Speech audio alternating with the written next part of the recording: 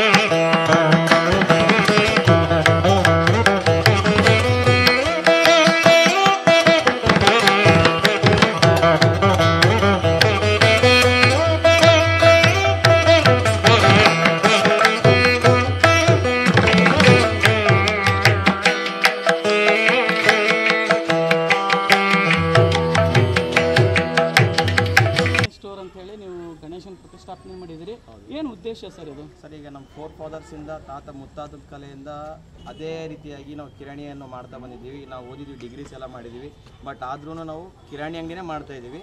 ಅದೇ ರೀತಿಯಾಗಿ ನಮ್ಮ ಅದೇ ಕಾನ್ಸೆಪ್ಟ್ ಇಟ್ಕೊಂಡು ನಮ್ಮ ಗಣೇಶ ಅದೇ ಥರ ಬರಬೇಕು ಅನ್ನೋ ಉದ್ದೇಶದಿಂದ ಇದು 12ನೇ ವರ್ಷ. ಇಲ್ಲಿ ನೋಡ್ಬೋದು ನಮ್ಮ ಟೆಂಪಲಲ್ಲಿ ಸುತ್ತ 12 ವರ್ಷದ ಬ್ಯಾನರಲ್ಲಿ ಫೋಟೋಸ್ ಹಾಕ್ಸಿದ್ದೀವಿ.